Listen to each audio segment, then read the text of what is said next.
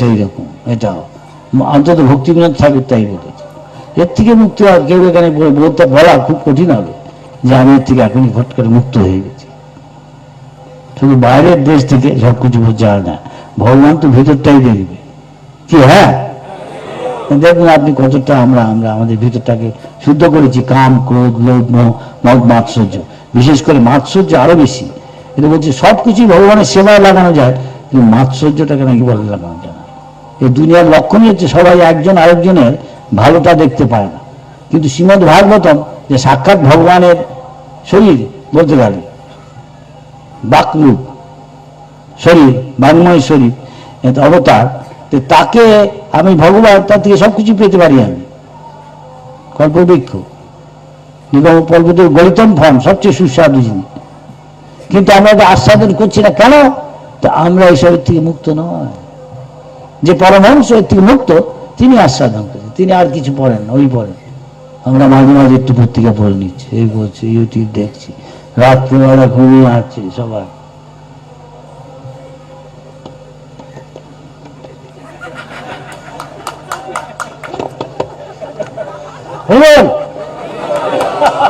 কি রে, কি হয়েছে? কিছু না, কিছু মনে করেন না। কেউ যদি মিলে যাওয়া হলে মহারাজ এসব বলছে আমাকে, সত্যি কথা বলছি, ঠিক বলছি। ভগবান তো সব দেখছি, হনুমন্তা তথা পানি পাদম, সব জায়গায় আমার হাত পা চোখ কান মুখ সব আছে, আমি সব দেখছি, শুনছি, অনুভব করছি ভিতরে ভিতরে কেন এসব করছো। তেমন তেমন ভগবান তার সাথে ভাবের আদান প্রদান। তাই বিষয় ছাড়িয়ে কবে শুদ্ধ হবে মন, মনটা যখন শুদ্ধ হয় তখন বিষয় ছেড়ে দেবে, এটা একটা লক্ষণ।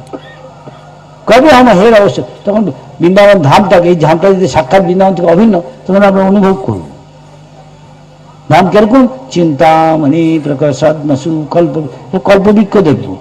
গোস্বামীরা দেখেছেন, গোস্বামী যখন পার করছেন তখন একদিন এক রাত তো একটা গাছের নিচে থাকবেন। যেহেতু সন্ন্যাসী ত্যাগী, সে আসক্ত হয়ে যাবে, সে আসক্ত হতে চায় না, তখন আরেকটা গাছের নিচে, এর মধ্যেই তার ইচ্ছা পূর্ণ হয়ে গেছে।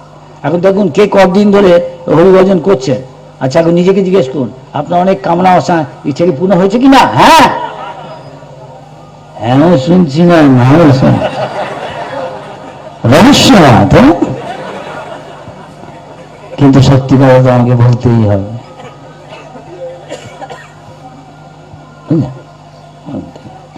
কিছু বলছি, কিছু মনে করেন না, পরে বুঝবেন কেন বলেছি। আচ্ছা, পরে অনেক কিছু আমি বলছি। খেতে হচ্ছে, আমাদের দেশে সবসময় মিষ্টি খেতে দেয় না, অনেকে আগেই মিষ্টি খাওয়ায়, অনেকে আবার প্রথমে তেতো দিয়ে শুরু করে, একটু করলা খান, শুক্তো খান, তারপরে আবার যেমন কি ঝাল টক শেষে মিষ্টি খাওয়ায়। সেই রকম আসলে এটা সবই মিষ্টি, যেহেতু আমরা ভোগী, কোনটা ঝাল টক মিষ্টি মনে হচ্ছে, সবই অপ্রাকৃত হয়।